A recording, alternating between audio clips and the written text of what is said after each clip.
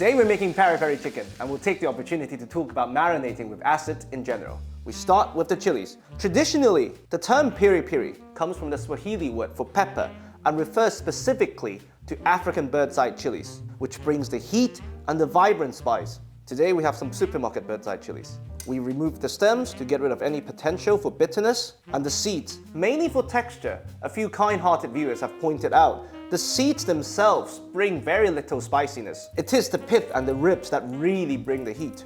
Pestle mortar, we pound them. If you're doing this in batches and you're using a food processor, bruise them with the back of your knife before blitzing them. That way, you really puncture the cell membranes to release their flavors.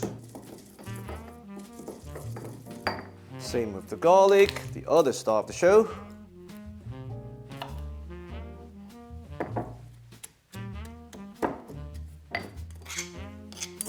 Perfect. Now the acid. In general, you have three forms: citrus juice, vinegar, and yogurt. What they all do is that they break down proteins, resulting in tenderization and better moisture retention. Now, usually the flavors of most marinades stay on the surface because of the density of the meat. The acid break down the proteins and alter the structures sufficiently for the flavors to actually meaningfully go in. It is for the same reason that we need to be careful to not over-tenderize, to cook or denature the meat, resulting in chicken ceviche. So what is the difference between the three? The citrus juice is the strongest. A couple of hours, it will start doing its magic. Quite often too strong in my opinion, for overnight marination. The vinegar is slightly milder in terms of breaking down proteins, but sharper and more pungent in terms of its taste, giving you the tang you would associate with an acidic marinade. The yogurt is the most gentle, not usually used in peri peri chicken, but quite often used in other cuisines. And this is perfect for overnight marination. So how you play with the three is up to you. If you only have a couple of hours like we do today, we go heavy on the citrus juice. If you're not going to cook them for a long time, use more vinegar.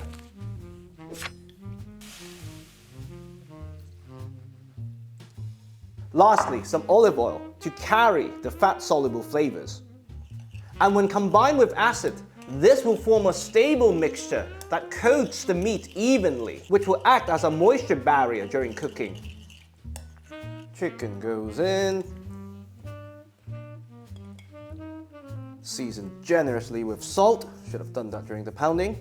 And I'll see you in a couple of hours. After 2 hours and wiping off the excess, we're ready to go. Now, so far, I sound like I've been sponsored by the acidity lobby. So what problems does it actually bring? 1. Surface moisture, the #1 enemy to good browning. 2. And more importantly, acidity.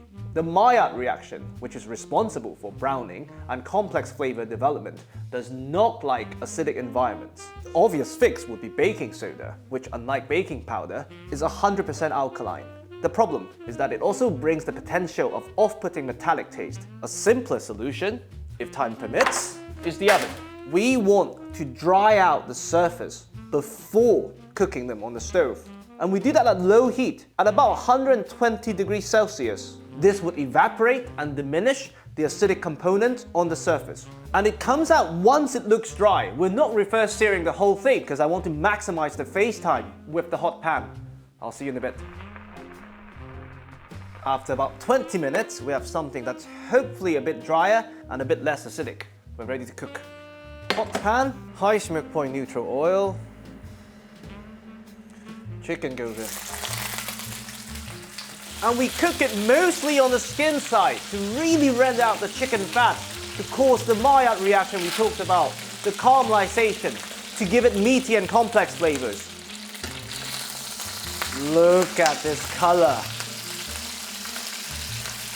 That's browning. That's beautiful browning.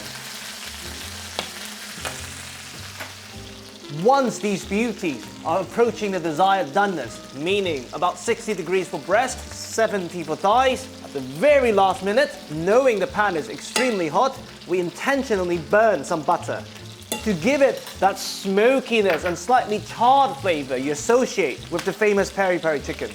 And that is peri peri chicken done.